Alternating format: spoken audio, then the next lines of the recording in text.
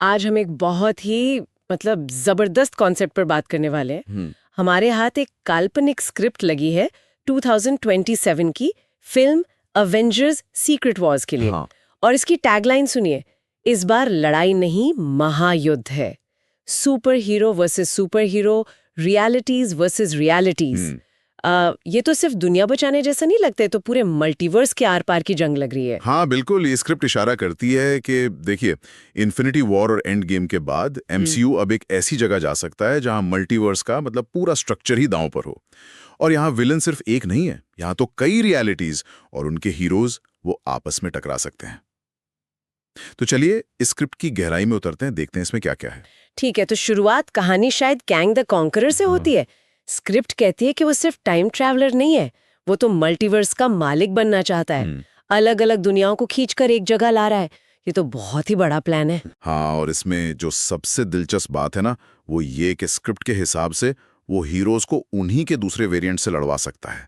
मतलब सोचिए, captain America का सामना हो रहा है हाइड्रा कैप्टन से, या फिर आयरन मैन। ओह, सुपीरियर आयरन मैन से। अपने ही बुरे रूप से। Exactly, superior iron man. ये दिखाता है कि खतरा बाहर से ज्यादा शायद अंदर से है।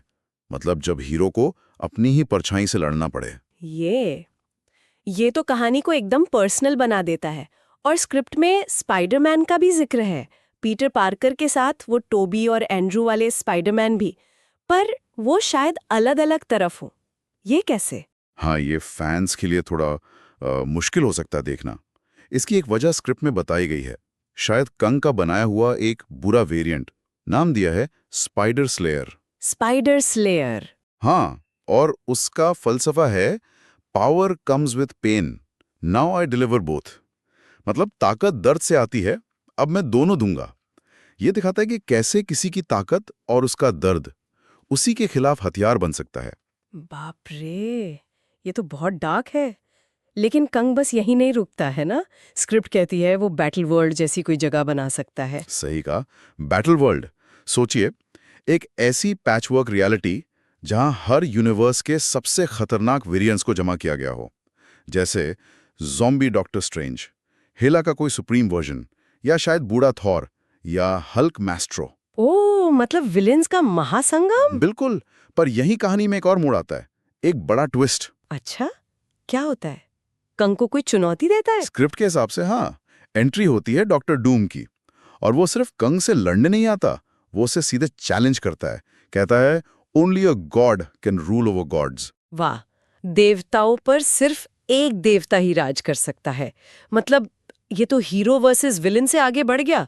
ये तो विलेन वर्सेस विलेन है, सत्ता के लिए। बिल्कुल, दिव्यता का दावा। ये मल्टीवर्सल पावर स्ट्रगल को एक नया ही एंगल देता है। कमाल है। मतलब लड़ाई सिर्फ वजूद की नहीं, बल्कि कौन राज करेगा इसकी भी है। और स्क्रिप्ट के अंत में कुछ इमोशनल सा भी है, जब लगता है सब खत्म। हाँ, जब सब उम्मीद छोड़ देते हैं, तभी एक पोर्टल खुलता है और उसमें से एक चमकता हुआ आर्मर नजर आता है, टोनी स्टार्क का। Tony Stark? लेकिन कैसे? वो तो... हाँ, पर ये हमारा टोनी नहीं। स्क्रिप्ट कहती है ये वेरिएंट 838 का टोनी है, और उसकी एंट्री वो और भी रहस्यमयी है। वो कहता है, मैं वापस नहीं आया, मुझे लाया गया है। मुझे लाया गया है? अरे बाप रे, इस एक लाइन से तो कितने सवाल उठ जाते हैं। मतलब क्या उसे मजबूर किया गया? कौन लाया? क्या वो किसी और के प्लान का हिस्सा है? सही बात है। और क्या फैंस इस टोनी को वैसे देख पाएंगे जैसे हमारे टोनी को देखते थे? ये सारे सवाल इस क्लाइमैक्स को बहुत बहुत पावरफुल बनाते हैं। इसके बाद शायद वो फाइनल लड़ाई शुरू होती है, सबके खिलाफ, शायद सबके भविष्य के लिए। तो कुल मिलाकर ये काल्पनिक स्क्रिप्ट जो है, ये एवेंजर्स सीक्रेट वॉर्स को एमसीयू के एक तरह के महाभारत की तरह दिखा रही है, जहां हमारे फेवरेट हीरोज एक साथ भी हैं और एक दूसरे के खिलाफ भी। ये सिर्फ एक्शन नहीं लग रहा, ये सिद्धांतों की, पहचान की लड़ाई लग रही है। हाँ, और ये याद दिलाता है कि मल्टीवर्स में कुछ भी हो सकता है, हर चीज की एक कीमत है। कहानी शायद यही दिखाएगी कि असली जीत होती क्या है। और स्क्रिप्ट के अंत में ये सोचने पर मजबूर किया गया है कि शायद जीत उसी की होगी जिसने सबसे ज्यादा खोया है। जिसने सबसे ज्यादा खोया है, ये बात तो सोचने वाली है। बिल्कुल, ये हमने पहले भी देखा मार्वल में टोनी के साथ, स्टीव के साथ। लेकिन मल्टीवर्स के स्केल पर इसका मतलब क्या होगा? खासकर जब दांव पर सब कुछ लगा हो, तब जीत किसे कहेंगे? ये एक बड़ा सवाल है।